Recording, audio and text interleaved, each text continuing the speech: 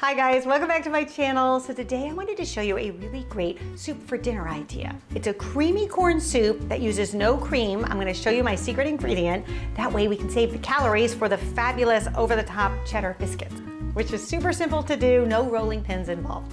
So the first thing we're going to do is saute up our vegetables. So you first want to get a large Dutch oven on a medium-high flame. To that we're going to add a tablespoon of olive oil, 1 cup of diced onion. I like to use yellow onion just because I think they have a little bit more flavor, but if white onion is all you have, that's fine, you can use that too. And then you're also going to add 1/3 cup of diced celery and 1 garlic clove. I think it just gives a little depth of flavor. It won't be too garlicky, don't worry.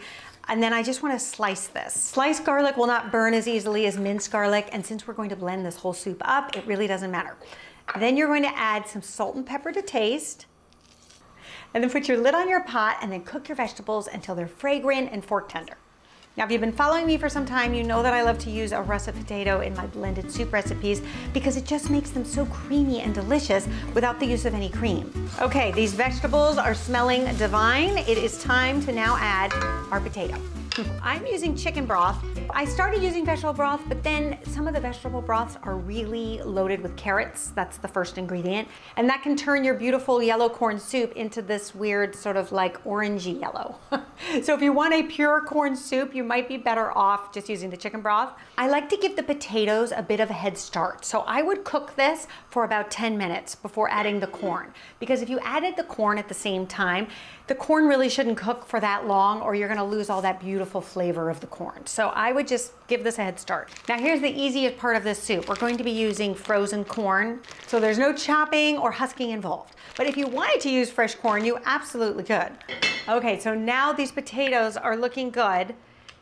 They're nice and getting soft and tender, and we can add our corn. And then the idea is really just to cook the corn until it's warmed through and tender. You want to give it enough time because if you go to blend it when it's not tender, then you'll have kind of more of a chunkier soup. So it is good just to let it go for, I would say, at least 5 minutes. Okay, then I'm going to move this aside and I'm going to show you how to make the biscuits. Now, you're going to love these biscuits because they come together so quickly and easily. So first we're going to add 2 cups of just regular all-purpose flour, 1/2 teaspoon of salt, and then 1 tablespoon of baking powder.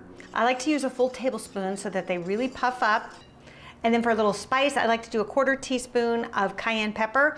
If you don't like spice, you could also use smoked paprika, would be really good. Once your dry ingredients are all combined, then you want to add 4 tablespoons of very cold butter. And then you're just going to go in with your hands and press the butter in between your fingertips, combining it with the flour. This, I find, is the best way to get a flaky biscuit. So if you wanted to do any of this ahead of time, I think it's better to make the soup the day before, have it all blended, just sitting in your fridge, and then all you'd have to do is make the biscuits. They're really best the day they're made. Then at this point, you want to add 3/4 cup of sharp cheddar cheese that's been grated, and 1/2 cup of green onion. Just making sure that everything is combined before you add the milk. It can be whole milk, it can be 2%. I'm actually using 2%, but don't over stir. This is why I like my Danish dough whisk.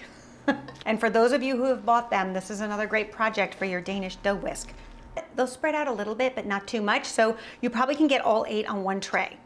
If you wanted to add a little freshly cracked pepper to the top, you could do that too. I like to do this if I haven't used the cayenne, if I'm using like the smoked paprika, just to give it a little bit of a kick. And then we're gonna put these in the oven at 400 degrees Fahrenheit for just 20 to 25 minutes until they're risen, golden brown, and puffed up. Our soup is done, the vegetables are nice and tender, so now we can put them in our blender here. This is a pretty big blender, so I think I can get this all in one batch, but if you have a smaller blender, you absolutely could just blend this in batches. Anytime you're blending a hot soup like this, it's a good idea to have a little kitchen towel just to put over the top so that if any of it leaks out, it's not gonna splatter and burn you.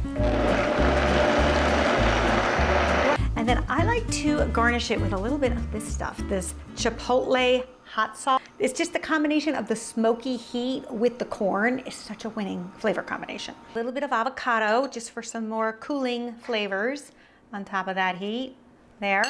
And then some cilantro, just a few leaves. You can tear it or you can use it whole. And then you can serve it with one of these delicious biscuits. And if you'd like, you could actually cut the biscuit and fill it with your favorite chicken, turkey, ham, and make like a little sandwich. All you need is a little mayo and you're off to sandwich heaven. All right, you guys, well, I hope you give this one a try and let me know what you think. I think you'll really love the combination of that smoky hot sauce with that sweet corn and, of course, those fantastic cheddar biscuits. All right, you guys, I'll see you back here next time. Until then, bye.